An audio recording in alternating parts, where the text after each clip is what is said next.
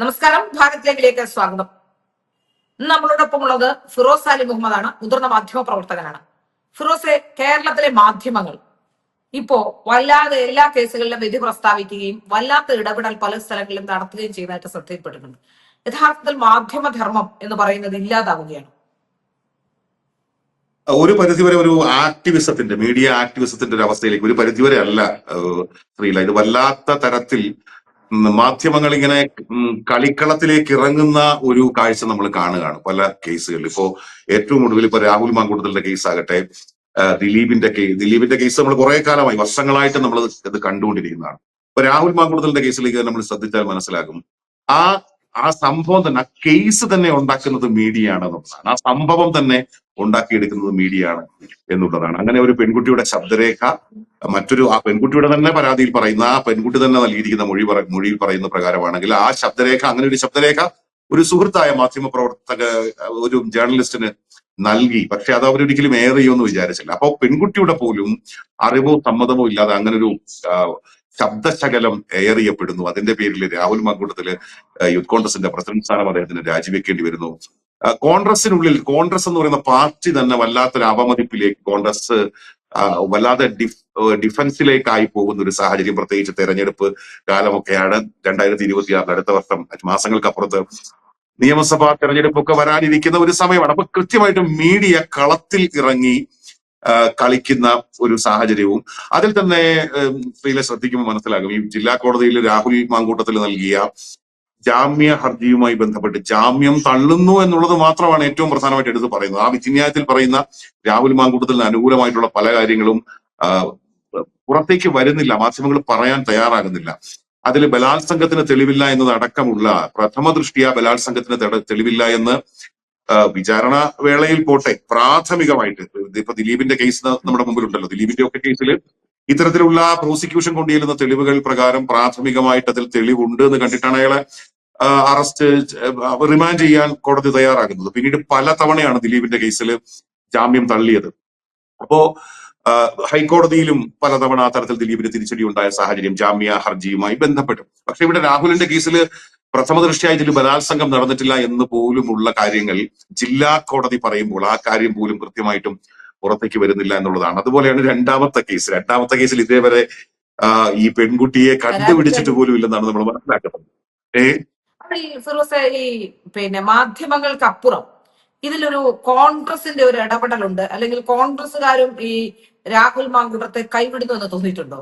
കോൺഗ്രസിന് ആദ്യമായില്ല ഇത്ര ആരോപണങ്ങൾ ഉണ്ടാകുന്നത്. ഇപ്പൊ ഉമ്മൻചാണ്ടി അടക്കം, KC വേണുഗോപാൽ അടക്കം, ഹൈബി ഈഡൻ, വിഷ്ണുനാഥ്, ഇങ്ങനെ നിരവധി നേതാക്കൾ ഇത്തരത്തിലുള്ള പല പ്രശ്നങ്ങളിലും വന്നിട്ടുണ്ട്. അടൂർ പ്രകാശ്, അങ്ങനെ പലരും വന്നിട്ടുണ്ട്. പക്ഷെ അന്നൊന്നും അവരെ ആരെയും പാർട്ടി കൈവിട്ടിട്ടില്ല എന്നുള്ളത് ഏറ്റവും പ്രധാനപ്പെട്ട കാര്യമാണ്.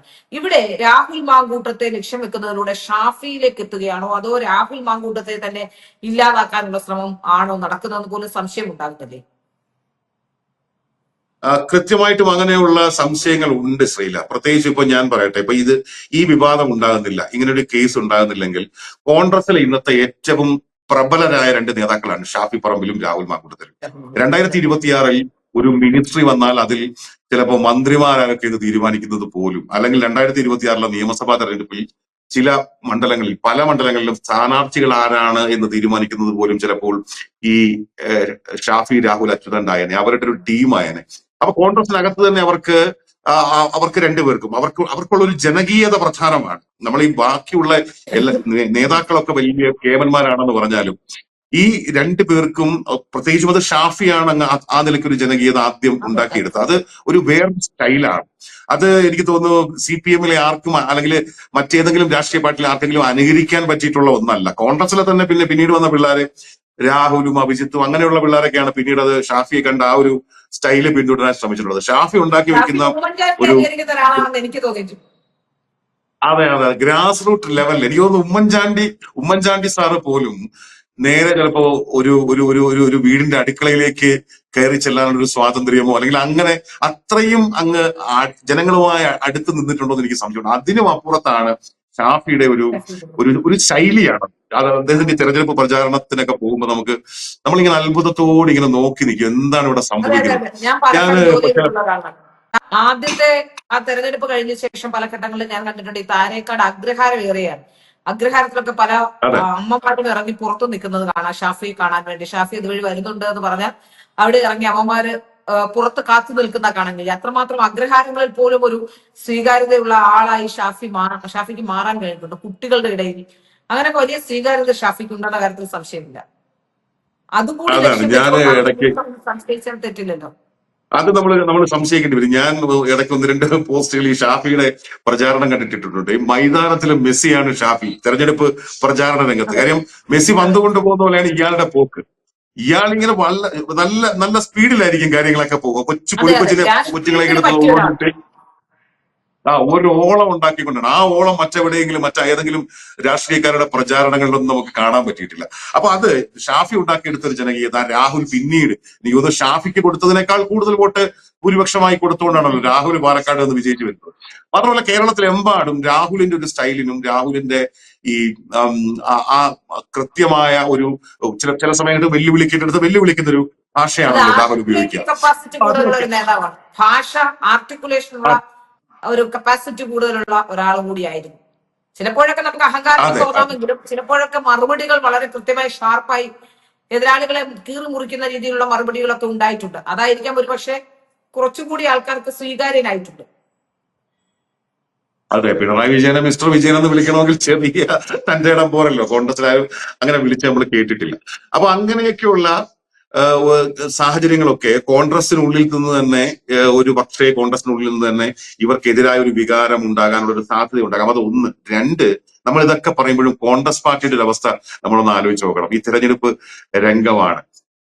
ഇനിയും രാഹുലിനെതിരെ ആക്ഷേപങ്ങൾ വന്നാൽ എന്ത് ചെയ്യുമെന്നുള്ള ചോദ്യമൊക്കെയാണ് അതിനകത്ത് ഇങ്ങനെ രൂപപ്പെട്ട് നിൽക്കുന്നത്. ഇപ്പൊ നമുക്കറിയാലോ ബോധ്യത്തിന്റെ അടിസ്ഥാനത്തിൽ എന്ന് പ്രതിപക്ഷ നേതാവ് പറയുമ്പോൾ പ്രതിപക്ഷ നേതാവിന് നമ്മൾക്കുള്ളതിനേക്കാൾ കൂടുതൽ ബോധ്യങ്ങളോ അല്ലെങ്കിൽ കോൺഗ്രസിന്റെ പ്രധാനപ്പെട്ട നേതാക്കളെ സംബന്ധിച്ച് അവരുടെ മുമ്പിൽ ഇതിനും അപ്പുറം ചിലപ്പോൾ തെളിവുകൾ ഉണ്ടായേക്കാം, അല്ലെങ്കിൽ ഇതിനും അപ്പുറം കേസുകൾ ഉണ്ടായേക്കാം. അപ്പൊ കേസുകളൊക്കെ അങ്ങനെ ഉണ്ടെങ്കിൽ അത് അവരെല്ലാം ആ കേസുകളെല്ലാം പിന്നെ ഒളിച്ചു വെക്കുകയാണോ വേണ്ടതെന്നൊരു ചോദ്യമൊക്കെ അവിടെ നിൽക്കുന്നുണ്ട്. എങ്കിൽ തന്നെ ഇത് വീണ്ടും വീണ്ടും ഇതിപ്പോ ഇങ്ങനെ കൈകാര്യം ചെയ്യുന്നില്ല. ഒരു മാർച്ച് മാസമാകുമ്പോൾ അല്ലെങ്കിൽ മാർച്ച് മാസം തെരഞ്ഞെടുപ്പിന് തൊട്ട് മുമ്പ് വീണ്ടും ഒരു കേസ് കൂടെ ഒക്കെ പൊങ്ങി വന്നു കഴിഞ്ഞാൽ കോൺഗ്രസ് ഇങ്ങനെ വല്ലാതെ അതിലൊക്കെ ഇങ്ങനെ പെടും. അപ്പൊ വല്ലാതെ പെട്ട് ഒന്നും പറയാൻ പറ്റില്ല. അപ്പൊ ഇപ്പോഴെന്ന് പറഞ്ഞാൽ എന്താണ്, കോൺഗ്രസ് കൃത്യമായിട്ടും നിലപാട് വ്യക്തമാണ്. കോൺഗ്രസ് പാർട്ടിയുടെ ഭാഗമല്ല. പ്രാഥമിക അംഗത്വത്തിൽ നിന്ന് പോലും അയാളെ മാറ്റി നിർത്തിയിരിക്കുന്നു. പിന്നെ കോൺഗ്രസിന് രാഹുൽ മാങ്കൂട്ടത്തിലിനെ കുറിച്ച് വരുന്ന ചോദ്യങ്ങളോട് പ്രതികരിക്കേണ്ട ആവശ്യമൊന്നുമില്ല. പക്ഷെ നമ്മൾ പറഞ്ഞു തുടങ്ങിയതെന്ന് വെച്ചാൽ ഈ മാധ്യമങ്ങളുടെ ഇടപെടലാണ്. മാധ്യമങ്ങളുടെ ഇടപെടൽ എന്ന് പറയുമ്പോൾ ഈ രാഹുൽ മാങ്കൂട്ടത്തിനോട് വൈരാഗ്യമുള്ളത് പോലെയാണ്. ശ്രീലെ ശ്രദ്ധിച്ചാൽ മനസ്സിലാകും. രാഹുൽ മാങ്കൂട്ടത്തിൽ കേസുമായി ബന്ധപ്പെട്ട അനാലിസിസുകളിലൊക്കെയും ഇയാൾ ഒരു പ്രഡേറ്ററാണ് എന്നിങ്ങനെ ആവർത്തിച്ച് ഈ വിശകലനങ്ങളിലൊക്കെ ഈ മാധ്യമങ്ങൾ പറഞ്ഞുകൊണ്ടിരിക്കുന്ന ഒരു സാഹചര്യമാണ്. എന്ത് തെളിവിന്റെ അടിസ്ഥാനത്തിലാണെന്ന് നമുക്കറിയില്ല. അവരുടെയൊക്കെ കയ്യിൽ തെളിവ് വേണമല്ലോ. ആകെ പൊതുസമൂഹത്തിന്റെ മുൻപിലുള്ള തെളിവായി വന്നത് ഈ ശബ്ദരേഖയും പിന്നീട് ആ പെൺകുട്ടി നൽകിയ പരാതിയുമൊക്കെയാണ്. അത് തന്നെ ഇപ്പോ ആ കേസുമായി ബന്ധപ്പെട്ട് ഹൈക്കോടതി അറസ്റ്റ് തടഞ്ഞിരിക്കുന്നു. അതൊന്നും ചെറിയൊരു കാര്യമല്ല. ഇങ്ങനെ ഒരു കേസിൽ പ്രാഥമികമായിട്ട് ഹൈക്കോടതിയിലേക്ക് ചെല്ലുമ്പോൾ തന്നെ ഹൈക്കോടതി അറസ്റ്റ് തടയുകയാണ്. ജില്ലാ കോടതി അസാധാരണമായ അധികാരം പ്രയോഗിക്കുന്നില്ല എന്ന് മാത്രം പറഞ്ഞുകൊണ്ട് മുൻകൂർ ജാമ്യ ഹർജി തള്ളുകയാണ്.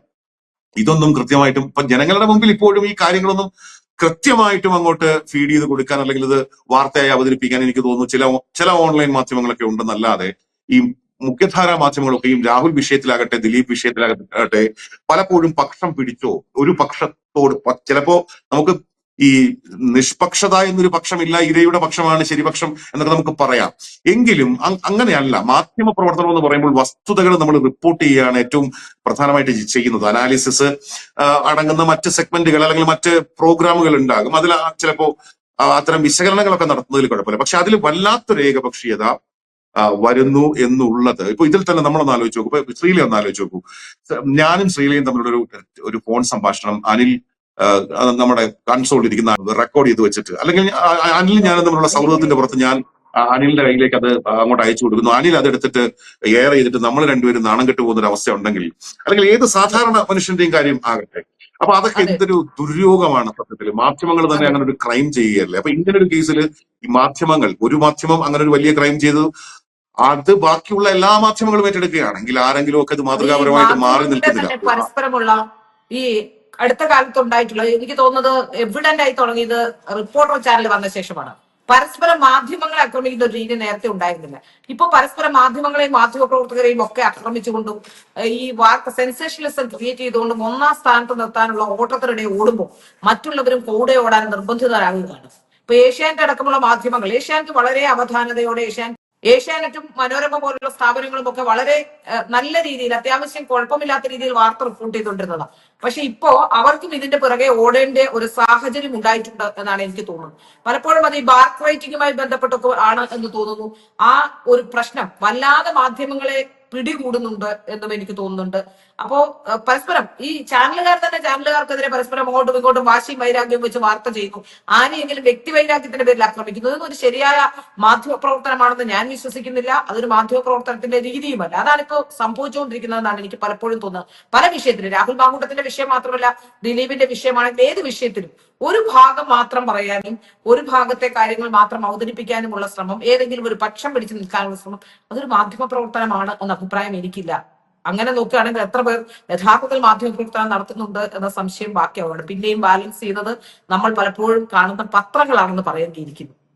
അതെ ശ്രീല, ഇപ്പൊ ഇതിൽ തന്നെ ഞാൻ ഒരു ഒരു ഒരു കുറ്റപ്പെടുത്തൽ എന്ന നിലയിലൊന്നുമല്ല, എങ്കിലും റിപ്പോർട്ടർ ചാനലില് ശ്രീലയും ജോലി ചെയ്തിട്ടുള്ളതാണ്, നികേഷ് സാറിന്റെ കീഴിൽ തന്നെ ജോലി ചെയ്തിട്ടുള്ളതാണ്.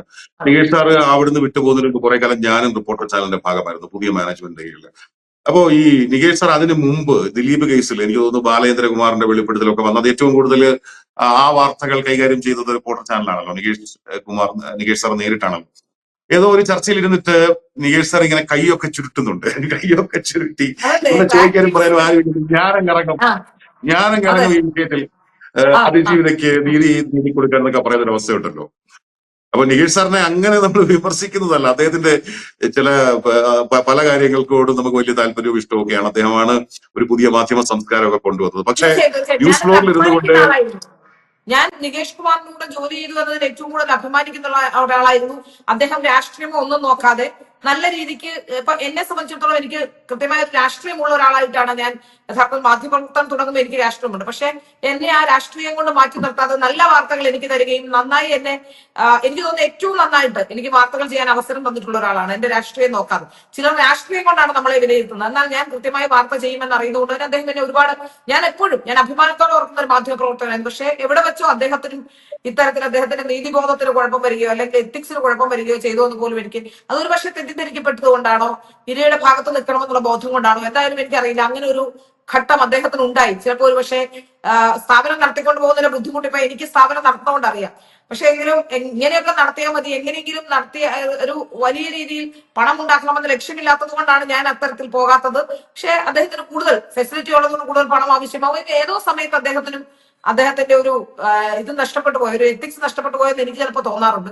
പക്ഷെ എങ്കിലും അദ്ദേഹം മാധ്യമ പ്രവർത്തകൻ എന്ന രീതിയിൽ വളരെ മികച്ച ഒരു മാധ്യമ പ്രവർത്തകനോടൊപ്പം ജോലി ചെയ്തിരുന്നു എന്നത് എന്നെ സംബന്ധിച്ചിടത്തോളം വളരെ അഭിമാനകരമായ കാര്യമായി തന്നെ ഞാൻ ചൂണ്ടിക്കാട്ടാൻ ആഗ്രഹിക്കുകയാണ്. പഴയ റിപ്പോർട്ടുകളാണ് പുതിയ മാനേജ്മെന്റിനോടൊപ്പം ഞാൻ ഒരിക്കലും ജോലി ചെയ്തിട്ടില്ല, ജോലി ചെയ്യുകയുമില്ല. അതിനകത്ത് യാതൊരു സംശയമില്ല. കപ്പലണ്ടി കച്ചവടം ചെയ്താൽ ഞാൻ പോകും. അതെ, അപ്പോ നമ്മള് നികേഷ് സാറിലേക്ക് കേന്ദ്രീകരിക്കുകയായിരുന്നില്ല, മറിച്ച് നികേഷ് സാർ അത് അത്രേ ഉള്ളൂ. അതിനപ്പുറത്താണ് ഇപ്പോ നടന്നുകൊണ്ടിരിക്കുന്ന മാധ്യമ പ്രവർത്തനം എന്ന് അതാണ് നമ്മൾ പറഞ്ഞുകൊണ്ടിരുന്നത്. സ്വകാര്യ സംഭാഷണം അവരുടെ രണ്ടുപേരുടെയും അനുമതി പോലും ഇല്ലാതെ എടുത്ത് എയർ ചെയ്യും, അതിന്റെ പിന്നെ പോകും, അതടക്കമുള്ള കാര്യങ്ങൾ, പല കേസുകൾ ഇപ്പൊ ഈ പറഞ്ഞങ്ങ് പോയി കഴിഞ്ഞാൽ നമ്മൾ ഈ മേഖലയിൽ നിൽക്കുന്നവർ നമ്മൾ വല്ലാതെ ഇതിനെയൊക്കെ വിമർശിക്കുന്നു എന്ന് ചിലപ്പോൾ പറയുന്ന ഒരു സാഹചര്യമൊക്കെ ഉണ്ടാവും. എന്റെ മനസ്സിൽ ഇപ്പോഴും വലിയ കോമഡി ആയിട്ട് കിടക്കുന്ന ഒരു സ്റ്റോറി നമ്മൾ ഈ പരാമർശിക്കുന്ന ഒരു ചാനൽ കൊടുത്തിരുന്നു. അതെന്ന് വെച്ചാൽ ഒരു പരാതിക്കാരിയായ സ്ത്രീയെ, എനിക്കൊന്ന് PV അൻവർ കൊണ്ടുവന്ന കഥയും കണ്ടാണ്. പരാതിക്കാരിയായ സ്ത്രീയെ പരാതി കൊടുക്കുന്ന SI ബലാത്സംഗം ചെയ്യുന്നു, SI ബലാത്സംഗം ചെയ്താൽ CA വിളിച്ച് ബലാത്സംഗം ചെയ്യുന്നു, DYSP ബലാത്സംഗം ചെയ്യുന്നു. വിളിക്കുമ്പോഴൊക്കെ ഇവർ പിന്നെയും പോവാണ്.